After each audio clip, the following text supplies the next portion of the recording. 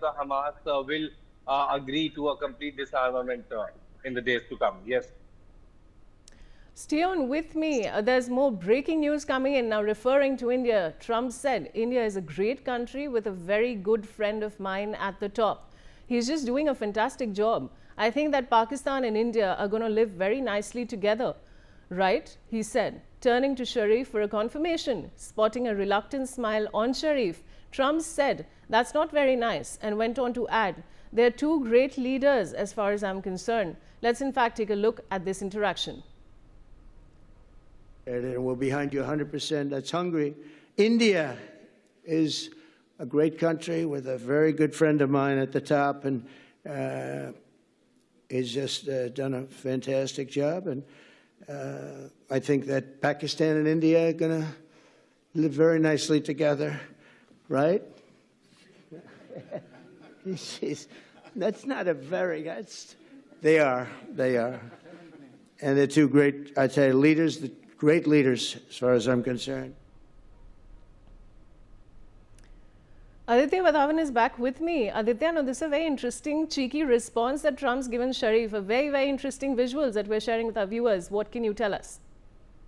Well, Vishali, Trump has been saying time and again that he has stopped war between India and Pakistan, and he has been giving these statements that this tariff pressure has compelled both the countries to stop the war. However, time and again, MEA has clarified that no third party was involved in stopping the war between India and Pakistan, and it was Pakistan, who came begging for stopping the war because it has already received many damage during Operation Sindoor. So, at this juncture, at this Gaza Peace Plan Summit also, now he is again reiterating the same fact that, he stopped the war between India and Pakistan, and definitely going forward, India and Pakistan will live very nicely and without any fighting. So,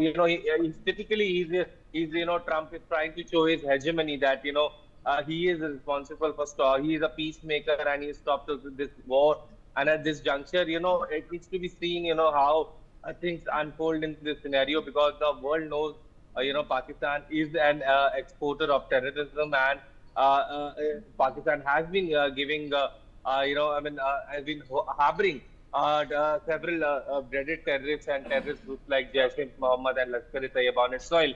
So, at this juncture, to some extent, Trump is engaging with the Pakistani leadership because of the fact that, it was some basis of the U.S. Air Force in Pakistan, to keep an eye on Iran.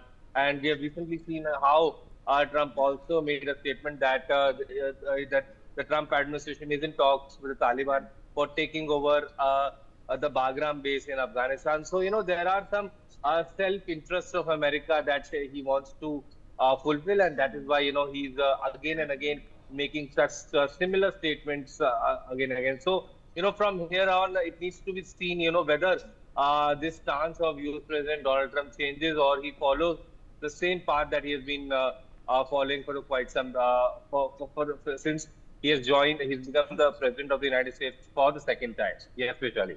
Aditya, thank you so much for joining me with all those details. And now I have KP Fabian, who's a former diplomat, joining me. So we were talking to our viewers about the historic peace summit in Egypt, where US President Donald Trump, along with Egyptian President Abdel Fattah al-Sisi, have signed the 20-point peace plan. Your comments, sir. Thank you.